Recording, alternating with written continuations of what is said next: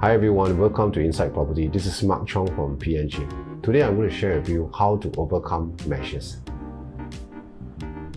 As you can see, this is the list of the measures that are in place in Singapore. There's already a lot of very detailed and very well written articles regarding our cooling measures. So I will not go into details today. Please allow me to simplify for all of you. Firstly, let's take a look at what are the measures and why are they there for. BSD, Buyer Stamp Duty.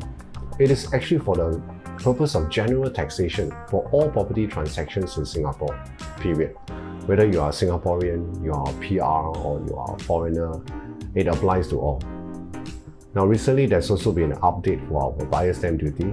The fastest and the simplest way to calculate this is to take your purchase price, multiply by 4%, minus off 15,400. Then you'll know the payable Buyer Stamp Duty. ABSD, Additional Buyer Stamp Duty. In simple, this is to curb buying frenzy and also to maintain a healthy supply in the market. Because we don't want everybody to start swamping into the market and start snapping up all the units, creating a disruption in the supply. So this applies to all, for developers, Singaporean, PRs, foreigners, applying to at all different stages and with all different rates. Meaning whether it's for your second property, a third property or a fourth property. So in simple, the more you buy, the more you have to pay. Now the only saving grace that you have is that today if you are Singaporean and you're buying a one and only property, then you don't have to pay for it. SSD, Seller Stamp Duties. This is to basically curb speculation. And as we know, speculation is dangerous. Not only will it balloon the price, it will also create a delusion in the market. Now you see, property takes time to build and to appreciate to its real value.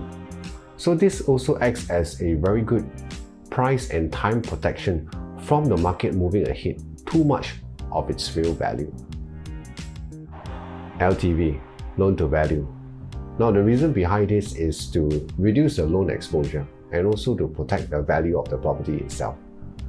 Now as property is the only asset class that we can leverage from the bank, meaning to loan from the bank, this measure tells us how much you can loan from the value of the property itself. Now this also reduces the risk for the purchaser and the banks at the same time, especially when it comes to owning multiple properties. And lastly, TDSR and MSR, Total Debt Servicing Ratio and Mortgage Servicing Ratio. Now the difference between the two ratios is that one is actually for private commercial, the other one is actually for subsidized housing, which is namely our HDB and our EC. Now the function of this is to protect individual from loan obligation. It is also to protect the income gap between the different classes of the purchase. The main function also is to maintain affordability for all in the market. Now the measures tells you how much you can use from your income to service your loans and your credits. Currently we stand at 60% for our TDSR and 30% for our MSR. So today if you are buying a private property, you can use up to $600 from every $1,000 of income declared. Now this also helps to reduce the insolvency and over-leveraging from the bank. Now measures in short, they are all purpose-driven because of our herd mentality towards the market sentiment. A simple rule of thumb is not to buy when everybody is buying.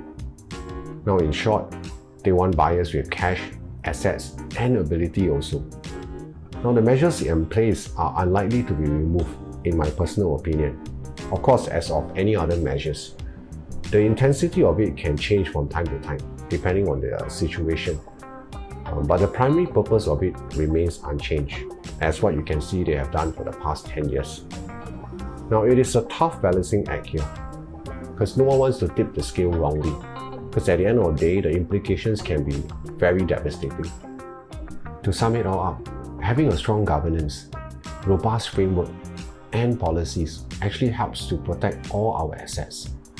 So long as today, you're not buying during a frenzy, you're not planning to speculate, you're not overexposing yourself, and you truly want to build your wealth through property, then all these measures will not affect you. In fact, you will overcome them from today. So I've come to the end of my sharing today. And in my next video, I'll be sharing how to overcome uncertainty. Once again, thank you so much for watching. This is Inside Property by Mark Chong. Stay safe, stay strong.